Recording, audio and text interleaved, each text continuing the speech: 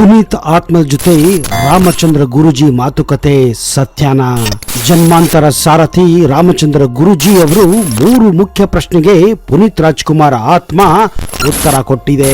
ಪುನೀತ್ ರಾಜ್ಕುಮಾರ್ ಮರುಜನ್ಮ ಆಗೋದು ಗ್ಯಾರಂಟಿನಾ? ಮತ್ತೆ ಹುಟ್ಟಿ ಬರಲಿದ್ದಾರಾ ಪವರ್ ಸ್ಟಾರ್ ಪುನೀತ್ ರಾಜ್ಕುಮಾರ್? ಹೌದು, ಇಂತಹದೊಂದು ಮಾತು ಈಗ ಅವರ ಅಭಿಮಾನಿ ಬಳಗದಲ್ಲಿ ಹೊಸ ಸಂಚಲನವನ್ನ ಹುಟ್ಟಿಸಿದೆ.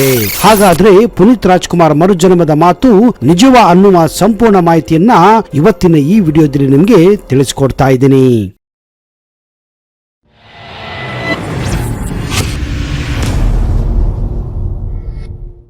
ನಟ ಪುನೀತ್ ರಾಜ್ಕುಮಾರ್ ಇಂದು ದೈಹಿಕವಾಗಿ ನಮ್ಮ ಕಣ್ಣೆದುರು ಇಲ್ಲವಾದರೂ ಕೂಡ ಅವರ ಸಾಮಾಜಿಕ ಕೆಲಸಗಳು, ಉತ್ತಮ ನಡತೆ ಮೂಲಕ ಇಂದು ಜನರ ಮನಸ್ಸಿನಲ್ಲಿ ಶಾಶ್ವತವಾಗಿ ನೆಲೆಸಿದ್ದಾರೆ.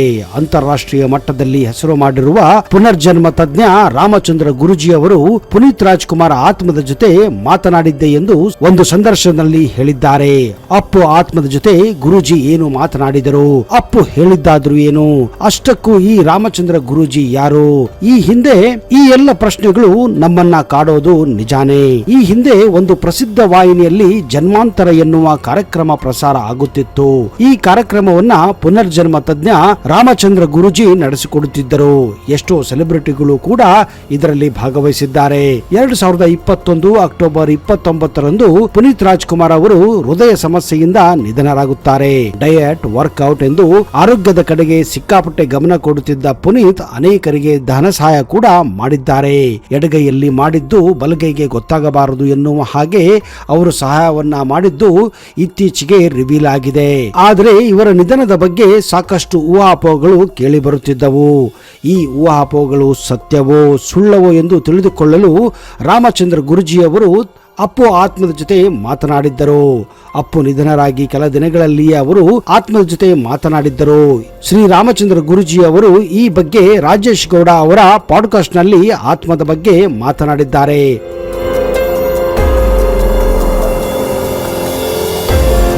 ಸಾವಿನ ನಂತರ ದೇಹದಿಂದ ಹೊರಬಂದಿರುವುದು ಆತ್ಮಕ್ಕೆ ಎಲ್ಲ ತಿಳಿಯುತ್ತದೆ. ತಂದೆ ತಾಯಿ ಕುಟುಂಬದವರು ಅಳುವುದು ಅದಕ್ಕೆ ಗೊತ್ತಾಗುತ್ತದೆ. ಅದು ದೇಹ ಬೇಕೆಂದು ಹುಡುಕಾಡುತ್ತದೆ. ಅದಕ್ಕಾಗಿಯೇ ಆತ್ಮಕ್ಕೆ ತಿಳಿಯಲಿ ಎಂದೇ ನಾವು ಸಂಸ್ಕಾರಗಳನ್ನ ಮಾಡುತ್ತೇವೆ. ಆತ್ಮದ ಸಮಯ ಮುಗಿದಿದೆ, ಬಂದ ಕೆಲಸ ಮುಗಿದಿದೆ, ನೀನು ಇನ್ನೊಂದು ದೇಹಕ್ಕೆ ಹೋಗಬೇಕು ಎಂದು ತಿಳಿಸಲು ಸಂಸ್ಕಾರವನ್ನ ಹಿಂದೂ ಧರ್ಮದಲ್ಲಿ ಮಾಡುತ್ತಾರೆ. ಸತ್ತ ವ್ಯಕ್ತಿಯ ಆತ್ಮ ಜೊತೆ ಸಂಭಾಷಣೆ ಮಾಡಲು ಸಾಧ್ಯವಿದೆ. ಆತ್ಮ ಸಂಭಾಷಣೆ ಅನ್ನೋದು ಒಂದು ಮಹಾನ್ ವಿದ್ಯೆ. ಹೀಗೆಂದು ಅಂದಿರುವ ರಾಮಚಂದ್ರ ಗುರೂಜಿ ಅಪ್ಪು ಆತ್ಮದ ಜೊತೆ ಸತ್ತ ಕೆಲವೇ ದಿನಗಳಲ್ಲಿ ಅವರು ಮಾತನಾಡಿದ್ದರು. ಈ ಸಂಭಾಷಣೆಯನ್ನು ನಾನು ಸಾಮಾಜಿಕವಾಗಿ ಬಹಿರಂಗ ಮಾಡಿರಲಿಲ್ಲ, ನನ್ನ ವೈಯಕ್ತಿಕ ಮಾಹಿತಿಗೋಸ್ಕರ ನಾನು ಮಾಡಿದ್ದೆ ಎಂದಿದ್ದಾರೆ. ಯಾಕಂದ್ರೆ ಅವರ ಅಭಿಮಾನಿಗಳು ಕೋಟ್ಯಾಂತರ ಲೆಕ್ಕದಲ್ಲಿ ಇದ್ದಾರೆ.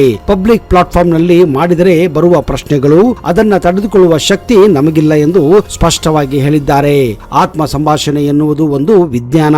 ನಾನೊಬ್ಬ ಆತ್ಮ, ಪುನರ್ಜನ್ಮ ಮತ್ತು ಸಂಮೋಹಿನಿ ತಜ್ಞನಾಗಿ ಈ ವಿದ್ಯೆಯ ಬಗ್ಗೆ ನನಗೆ ಅರಿವಿದೆ ಎಂದು ಅವರು ಹೇಳಿದ್ದಾರೆ. ಕೆಲವು ವರ್ಷಗಳ ಹಿಂದೆ ಬಾಲಿವುಡ್ ನಟ ಸುಶಾಂತ್ ಸಿಂಗ್ ರಾಜಪೂತ್ ನಿಧನವಾದಾಗ ಅಮೆರಿಕದ ವಿಜ್ಞಾನಿಯೊಬ್ಬರು ಎಲೆಕ್ಟ್ರಾನಿಕ್ ಮಷಿನ್ ಇಟ್ಟುಕೊಂಡು ಆತ್ಮ ಸಂಭಾಷಣೆಯನ್ನ ಕೂಡ ಮಾಡಿದ್ದರು. ಜಿಯಾ ಖಾನ್ ಸತ್ತಾಗಲೂ ಕೂಡ ಆಕೆಯ ಆತ್ಮವನ್ನ ಅವರ ತಾಯಿಯ ಮೂಲಕ ಮಾತನಾಡಿಸಿದ ಉದಾಹರಣೆಗಳಿದೆ ಎಂದು ಡಾಕ್ಟರ್ ರಾಮಚಂದ್ರ ಗುರೂಜಿ ಹೇಳಿದ್ದಾರೆ. ಈ ಹಿಂದೆ ರಾಮಚಂದ್ರ ಗುರೂಜಿಯವರು ಪುಟ್ಟಪರ್ತಿ ಸಾಯಿಬಾಬಾ ಅವರ ಆತ್ಮವನ್ನ ಜೀವಂತ ವ್ಯಕ್ತಿಯ ದೇಹದೊಳಗೆ ಕರೆಸಿ ಆತ್ಮದ ಜೊತೆ ಸಂಭಾಷಣೆ ನಡೆದಂತಹ ವಿಡಿಯೋ ಕೂಡ ಹಿಂದೆ ತುಂಬಾನೇ ವೈರಲ್ ಆಗಿತ್ತು.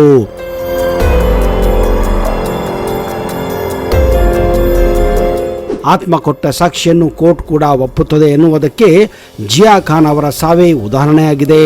ನಾನು ಅನೇಕ ಸಂಭಾಷಣೆಗಳನ್ನ ಈ ರೀತಿ ಮಾಡಿದ್ದೇನೆ ಎಂದು ಅವರು ಹೇಳಿದ್ದಾರೆ.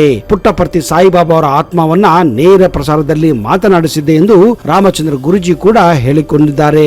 ಅಷ್ಟಕ್ಕೂ ಅಪ್ಪು ಅಂದ್ರೆ ಪವರ್ ಸ್ಟಾರ್ ಪುನೀತ್ ರಾಜ್ಕುಮಾರ್ ಬಗ್ಗೆ ರಾಮಚಂದ್ರ ಗುರೂಜಿ ಹೇಳಿದ್ದಾದ್ರು ಏನು ಎನ್ನುವುದನ್ನ ಈಗ ತಿಳಿದುಕೊಳ್ಳೋಣ. ಆಧ್ಯಾತ್ಮಿಕವಾಗಿ ಸಾಧನೆ ಮಾಡಿರುವ ವ್ಯಕ್ತಿಗೆ ಅವರ ಸಾವಾಗುವ 6 ತಿಂಗಳ ಮುಂಚೆಯೇ ಮುನ್ಸೂಚನೆ ದೊರೆಯುತ್ತದೆ. ಅದು ಕೆಲವರಿಗೆ ಗೊತ್ತಾಗಬಹುದು ಹಾಗೂ ಗೊತ್ತಾಗದೇ ಇರಬಹುದು. ಪುನೀತ್ ರಾಜ್ಕುಮಾರ್ ಅವರಿಗೂ ಅವರ ಸಾವಿನ ಬಗ್ಗೆ ಗೊತ್ತಿರುತ್ತದೆ. ಅವರು ಅದನ್ನ ಸ್ವೀಕಾರ ಮಾಡಿ ಸಮ್ಮತಿಸಿದ್ದಿರಬಹುದು ಅಥವಾ ಗೊತ್ತಾಗದೇ ಇರಬಹುದು.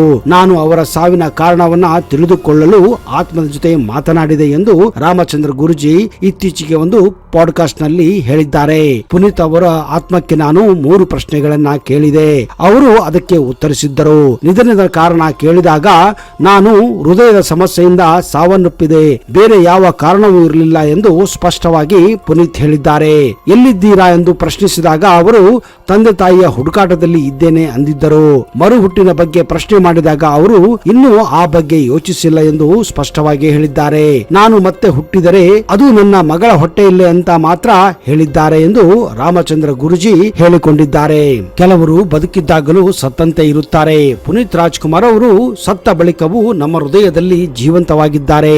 ಅವರು ಮಾಡಿದ ಒಳ್ಳೆಯ ಕೆಲಸದಿಂದ ಪುನೀತ್ ಅವರಿಗೆ ಮುಂದಿನ ಬಾರಿ ಒಳ್ಳೆಯ ಜನ್ಮವೂ ಸಿಗುತ್ತದೆ, ಸದ್ಗತಿಯೂ ಸಿಗಬಹುದು ಎಂದು ರಾಮಚಂದ್ರ ಗುರೂಜಿ ಹೇಳಿದ್ದಾರೆ.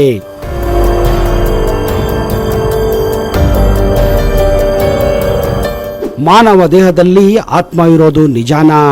ವಿಜ್ಞಾನ ಜಗತ್ತಿಗೆ ಬಹಳಷ್ಟನ್ನ ನೀಡಿದೆ. ಆದರೆ ಮಾನವ ದೇಹದಲ್ಲಿ ಆತ್ಮವಿದೆಯೇ ಮತ್ತು ಅದಕ್ಕೆ ಇದ್ದರೆ ಸಾವಿನ ನಂತರ ಅದು ಎಲ್ಲಿಗೆ ಹೋಗುತ್ತದೆ? ಈ ಒಂದು ಪ್ರಶ್ನೆಗೆ ಉತ್ತರ ಕಂಡುಹಿಡಿಯಲು ವಿಜ್ಞಾನದಿಂದ ಇವತ್ತಿನವರೆಗೂ ಸಾಧ್ಯವೇ ಆಗಿಲ್ಲ. ಜಗತ್ತಿನಲ್ಲಿ ನಿಜವಾಗಿಯೂ ಆತ್ಮಗಳಿವೆ ಎಂಬ ಪ್ರಶ್ನೆಯನ್ನು ಯಾವಾಗಲೂ ಕೇಳಲಾಗುತ್ತದೆ.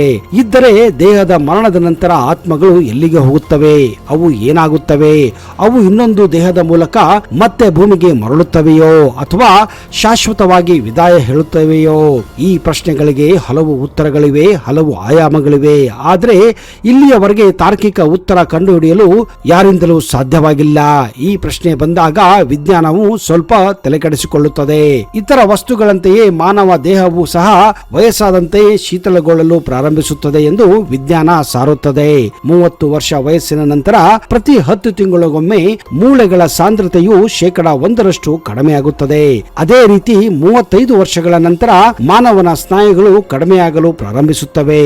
ಒಬ್ಬ ವ್ಯಕ್ತಿಯು 80ನೇ ವಯಸ್ಸನ್ನು ತಲುಪಿದಾಗ ಅವನ 40% ಸ್ನಾಯುಗಳು ನಾಶವಾಗಿರುತ್ತವೆ. ಇದರಿಂದ ಆತನ ದೈಹಿಕ ಶಕ್ತಿಯು ದುರ್ಬಲವಾಗಿರುತ್ತದೆ. ಅವನ ಜೀವಕೋಶಗಳ DNA ನಾಶವಾಗುತ್ತದೆ. ವಿಜ್ಞಾನಿಗಳ ಪ್ರಕಾರ ಸಾವಿನ ಮೊದಲು ಮಾನವ ದೇಹದ ಭಾಗಗಳು ಒಂದೊಂದಾಗಿ ಕೆಲಸ ಮಾಡುವುದನ್ನ ನಿಲ್ಲಿಸುತ್ತವೆ. ಇದು ಅವನ ಉಸಿರಾಟದ ಪ್ರಕ್ರಿಯೆ ಮೇಲೆ ಪರಿಣಾಮ ಬೀರಲು ಪ್ರಾರಂಭಿಸುತ್ತದೆ. ಇದು ಸಂಭವಿಸಿದಾಗ ಹೃದಯವು ಕಾರ್ಯನಿರ್ವಹಿಸುವುದನ್ನ ನಿಲ್ಲಿಸುತ್ತದೆ. ಇದರಿಂದ ದೇಹಕ್ಕೆ ಆಮ್ಲಜನಕದ ಪೂರೈಕೆಯು ಮುಂದಿನ 5 ರಿಂದ 6 ನಿಮಿಷದಲ್ಲಿ ನಿಲ್ಲುತ್ತದೆ ಮತ್ತು ವ್ಯಕ್ತಿಯು ಸಾವನ್ನಪ್ಪುತ್ತಾನೆ.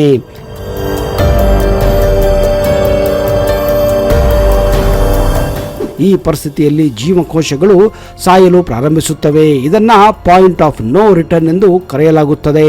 ಕೆಲವು ಜೀವಕೋಶಗಳು ಸಾವಿನ ನಂತರ 24 ಗಂಟೆಗಳ ಕಾಲ ಜೀವಂತವಾಗಿರುತ್ತವೆ.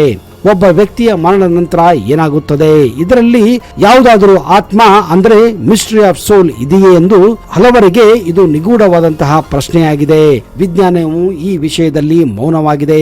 ದೇಶದ ಮಹಾನ್ ಋಷಿಗಳು ಸಾವಿನ ನಂತರ ರಹಸ್ಯವನ್ನ ಬಹಿರಂಗಪಡಿಸಿದ್ದಾರೆ. ಅದರಲ್ಲೂ ಗರುಡ ಪುರಾಣದಲ್ಲಿ ಸ್ಪಷ್ಟವಾಗಿ ಆತ್ಮದ ಬಗ್ಗೆ ಕೂಡ ಬರೆಯಲಾಗಿದೆ. ಗಾಯತ್ರಿ ಪರಿವಾರದ ಸಂಸ್ಥಾಪಕ ಪಂಡಿತ್ ಶ್ರೀರಾಮ್ ಶರ್ಮಾ ಆಚಾರ್ಯ ಬರೆದಿರುವ ಪುಸ್ತಕದಲ್ಲಿ ಸಾವಿಗೆ ಸಂಬಂಧಿಸಿದ ಹಲವು ನಿಗೂಢಗಳನ್ನು ಬಯಲಿಗೆಳುವ ಪ್ರಯತ್ನ ಅವರು ಮಾಡಿದ್ದಾರೆ.